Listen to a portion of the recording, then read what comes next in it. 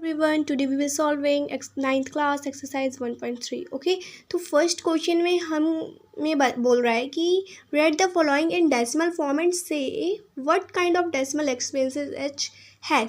तो हमें इसे एक बार सॉल्व करना है एंड डेसिमल में से बनाना है एंड देन हमें देखना है कि कौन सा डेसिमल एक्सपेंशन है. जैसे नॉन टर्मिनेटिंग होता है, नॉन टर्मिनेटिंग रिपीटिंग होता है, तो इसमें से कौन सा है. ओके, तो चलो, तो मैंने इसे सॉल्व किया. अभी आपको मैं दिखाती हूँ कि कैसे सॉल्व करना. ओके, देखो सी, ये जो है जीरो, इसको हमने डिवाइड किया तो क्या आ गया 0.36. तो ये हम नहीं भी डिवाइड करेंगे तो हमें पता ही चल जाएगा क्योंकि नीचे 100. ओके, तो ये ख़त्म हो गया, इसलिए हम टर्मिनेटिंग लिखे हैं यहाँ पे. जो ख़त्म हो जाता है उसे हम टर्मिनेटिंग कहते हैं, और जो डिवाइड करने पे जो ख़त्म नहीं होता है ना उसे हम कहते हैं नॉन टर्मिनेटिंग. और जो डिवाइड करने पे भी जैसे नॉन टर्मिनेटिंग मतलब वो ख़त्म भी नहीं होता है और वो रिपीट करता रहता है, वही वर्ड रिपीट करता रहता है. जैसे 0.99999999, तो वो बन गया नॉन टर्मिनेटिंग रिपीटिंग. ओके, तो अब सेकेंड क्वेश्चन है 1 and अपन टू 11. तो अब हमने इसे डिवाइड किया तो 1 तो 11 से डिवाइड हो ही नहीं सकता, तो हमने यहाँ पे 0.0 लगा दिया.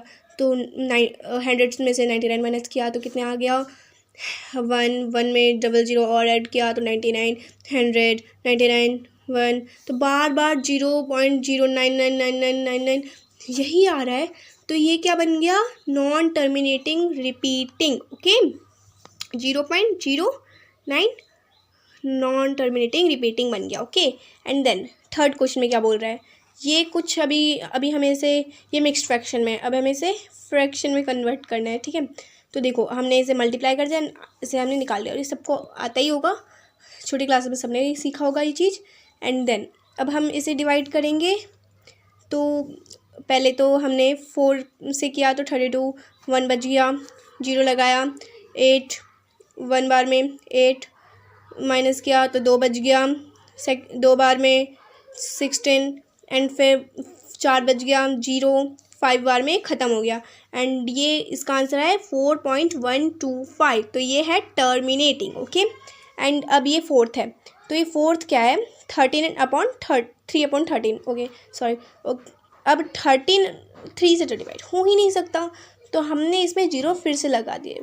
और देखो अब ये सारा नंबर जब तक आप डिवाइड करोगे ना, और जब तक अगर आंसर ना आए तब तक करना, मतलब, और अगर जैसे ही आपको लगे कि रिपीट हो रहा है तो छोड़ देना. जैसे कि हमने डिवाइड किया और लास्ट में 3 आ गया आंसर, तो हमने इसे छोड़ दिया. बिकॉज अब क्या करके फ़ायदा, इसका अब आंसर आने वाला ही नहीं है, रिपीट करेगा फिर से. अब रिपीट करते रहोगे तो पेज ही भर जाएंगे सारे और कुछ आंसर ही नहीं आएगा. तो इसीलिए अगर जब रिपीट करने वाला आता है तो हम यहाँ पे ऊपर बार लगा लेते हैं, तो ये बार होता है. तो ये सारा नंबर रिपीट कर रहा है, इसलिए देखो इसका आंसर है 0.230769 बार. ओके, तो ये बन गया नॉन टर्मिनेटिंग रिपीटिंग. तो मैंने अभी बताया था ना, जो रिपीट करता है उसे हम रिपीटिंग लगा देते हैं. ओके, एंड देन अब फिफ्थ क्वेश्चन में 2/11. तो अब हमने 11 एंड 2 को किया, तो अभी ये 2 तो नहीं हो सकता, तो हमने इसमें 0 लगा दिया. एंड जब हमने इसे किया तो 18 आ गया, 0.18 बार आ गया आंसर. रिपीट कर रहा था एंड ये फिर से 0 ही आंसर आ गया, तो हमने इसे छोड़ दिया कि अब हम नहीं करेंगे, रिपीट होगा फिर से. तो अब हम इसका भी आंसर होगा non terminating repeating. Okay, and then sixth question में 329/400. तो 400 अब 329 तो उससे छोटा है तो नहीं हो सकता, तो हमने 0 लगा दिया. एंड देन फिर से यहाँ पर ये हो गया ख़त्म, ये हो गया ख़त्म. तो हमने इसको हम क्या बोलेंगे, टर्मिनेटिंग. तो इसका आंसर आया था 0.8225. अब नेक्स्ट क्वेश्चन में हम मिलेंगे नेक्स्ट वीडियो में. So please like and subscribe for more updates. और अगर कोई डाउट है तो कमेंट करके आप पूछ सकते हो. बाय.